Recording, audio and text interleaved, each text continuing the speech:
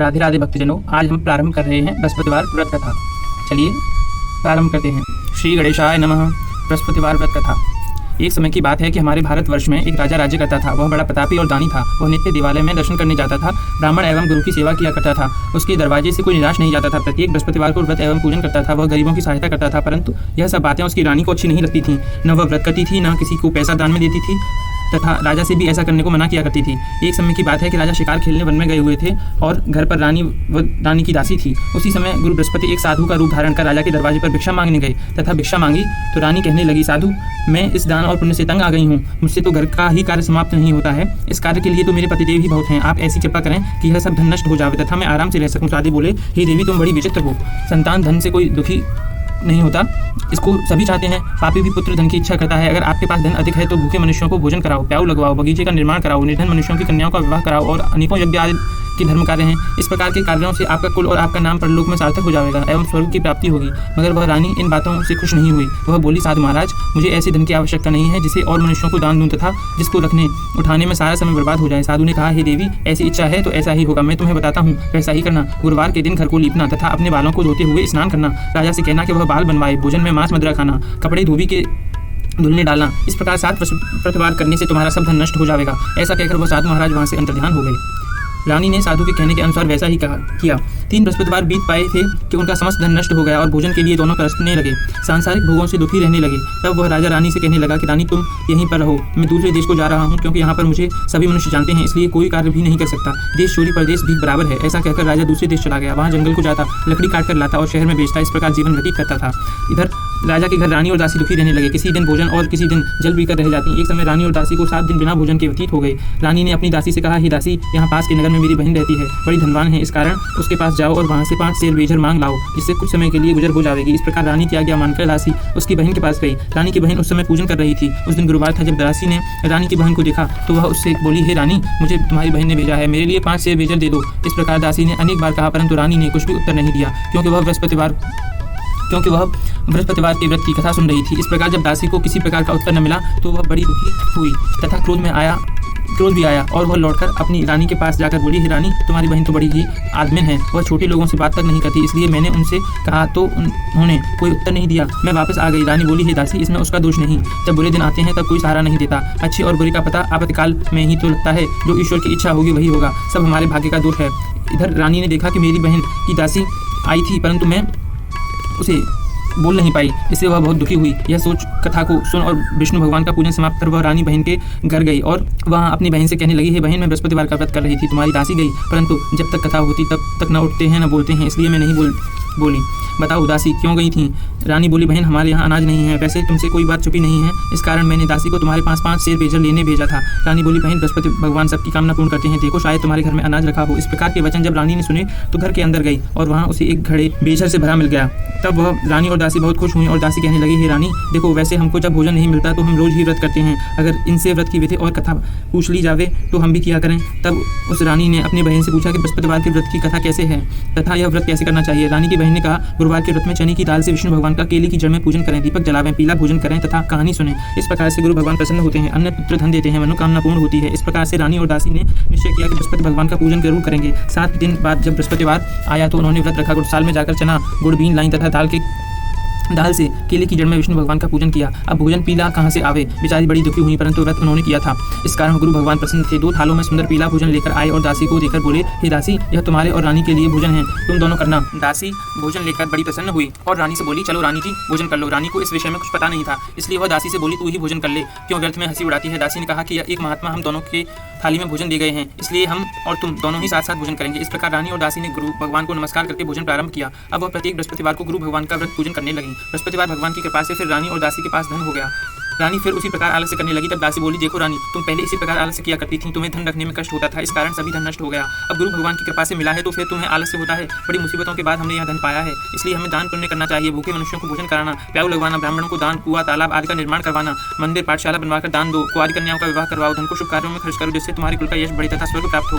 रानी ने इसी प्रकार कर्म करने प्रारंभ कर दिए तथा यश फैलने लगा। एक दिन रानी और दासी विचार करने लगी कि न जाने राजा किस प्रकार होंगे, उनकी कोई खबर नहीं है। गुरु भगवान ने उन्होंने प्रार्थना की और भगवान ने रात्रि में राजा को स्वप्न में कहा, हे राजा उठ, तेरी रानी तुझको याद कर रही है, अपने देश को चल। राजा प्रातःकाल उठा और विचार करने लगा। स्त्री जात खाने और पहनने की संगी होती है, परंतु भगवान की आज्ञा मानकर वह अपने नगर के लिए चलने को तैयार हुआ। इससे पूर्व जब राजा प्रदेश चला गया तो प्रदेश में दुखी रहने लगा। प्रतिदिन जंगल से लकड़ी बीन कर लाता और उन्हें शहर में बेचकर अपने दुखी जीवन को कठिनता से व्यतीत करता था। एक दिन राजा दुखी हो अपनी बातों को याद करने रोने लगा।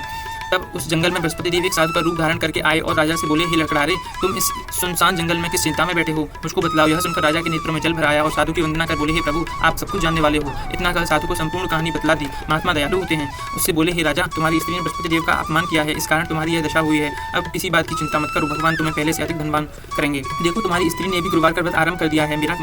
मेरा कहना मानकर तुम बृहस्पतिवार का व्रत करके चने की दाल गुड़ जल के लोटे में डालकर केले का पूजन करो, फिर कथा कहो और सुनो, भगवान तेरी कामनाओं को पूर्ण करेगा। साधु को प्रसन्न देखकर राजा बोला, हे प्रभु, मुझे लकड़ी बेचकर इतना पैसा नहीं मिलता जिससे भोजन करने के उपरांत कुछ भी बचा सकूं। मैंने रात्रि में अपनी स्त्री को व्याकुल देखा है, मेरे पास कुछ भी नहीं जिससे उसकी खबर तुम मांग सकूं, और फिर कौन सी कहानी कहूं, मुझको कुछ भी मालूम नहीं है। साधु ने कहा, हे राजा, तुम किसी बात की चिंता मत करो। बृहस्पतिवार के दिन तुम रोजाना की तरह लकड़ियां लेकर शहर जाओ, तुमको हर दिन से दुगना धन प्राप्त होगा, जिससे तुम भली प्रकार भोजन करोगे तथा बृहस्पति देव की पूजा का भी सामान आ जाएगा। और बृहस्पति देव की कहानी कहो जो इस प्रकार से है। बृहस्पति देव की कहानी। प्राचीन काल में एक ब्राह्मण था, वह बहुत निर्धन था, उसके कोई भी संतान नहीं थी। उसकी स्त्री मलिनता के साथ रहती थी, वह न स्नान करती थी न किसी देवता का पूजन करती थी। प्रातःकाल उठते ही सर्वप्रथम भोजन करती थी, बाद में कोई अन्य कार्य करती थी। इससे वह ब्राह्मण बड़े दुखी रहते थे, बेचारे बहुत कुछ कहते थे, परंतु उसका कोई परिणाम नहीं निकला। भगवान की कृपा से ब्राह्मण की स्त्री की कन्या रूपी रत्न पैदा हुआ और वह कन्या अपने पिता के घर में बड़ी होने लगी। वह बालिका प्रातःकाल स्नान करके विष्णु भगवान का जाप करने लगी, बृहस्पति देव का व्रत करने लगी। अपने पूजा पाठ को समाप्त करके पाठशाला जाती तो अपनी मुट्ठी में जौ भर के ले जाती और पाठशाला के मार्ग में डालती जाती। तब वे जौ स्वर्ण के हो जाते, लौटते समय उनको बीनकर घर ले आती थी। एक दिन वह बालिका सूप में उन सोने के जौं को फटक कर साफ कर रही थी।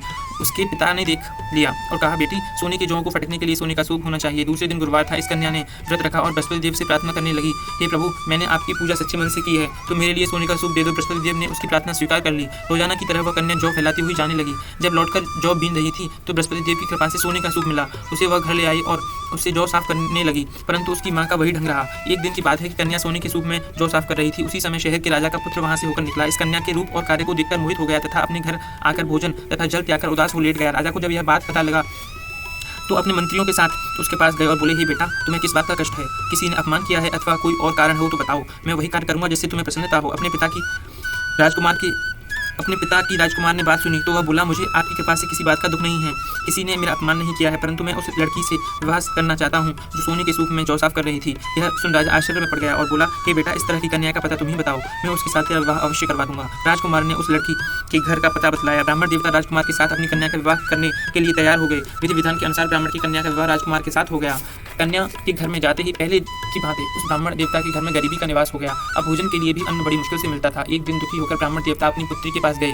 बेटी ने पिता की दुखी अवस्था को देखा और अपनी माँ का हाल पूछा। तब ब्राह्मण ने सभी हाल कहा। कन्या ने बहुत सा धन देकर अपने पिता को विदा किया। इस तरह ब्राह्मण का कुछ समय सुखपूर्वक व्यतीत हुआ। कुछ दिन बाद फिर वही हाल हो गया। ब्राह्मण फिर अपनी कन्या के पास गया और सभी हाल कहा तो लड़की बोली, हे पिताजी, आप माताजी को यहाँ लिवा लाओ, मैं उन्हें विधि बता दूंगी जिससे गरीबी दूर हो जाएगी। वह ब्राह्मण देवता अपनी स्त्री को साथ लेकर पहुंचे तो पुत्री अपनी माँ को समझाने लगी, माँ, तुम प्रातःकाल उठकर सर्वप्रथम स्नान आदि करके विष्णु भगवान का पूजन करो तो सब दरिद्रता दूर हो जाएगी। परंतु उसकी माँ ने एक भी बात नहीं मानी और प्रातःकाल उठकर अपनी पुत्री के बच्चों की जूठन खा लिया। एक दिन उसकी पुत्री को बहुत गुस्सा आया और एक कोठरी से सभी सामान निकाल दिया और अपनी माँ को उसमें बंद कर दिया। प्रातःकाल उसमें से माँ को निकाला तथा स्नान आदि करा के पाठ करवाया तो उसकी बुद्धि ठीक हो गई और फिर प्रत्येक बृहस्पतिवार का व्रत रखने लगी। इस व्रत के प्रभाव से उसकी माँ बहुत ही धनवान तथा पुत्रवती हो गई और बृहस्पति जी के प्रभाव से स्वर्ग को प्राप्त हुई तथा वह ब्राह्मण भी सुखपूर्वक इस लोक के सुख भोगकर स्वर्ग को प्राप्त हुआ। इस प्रकार कहानी कहकर साधु देवता वहां से लोप हो गए। धीरे धीरे समय व्यतीत होने पर वही बृहस्पतिवार का दिन आया। राजा जंगल से लकड़ी काटकर शहर में बेचने लगा।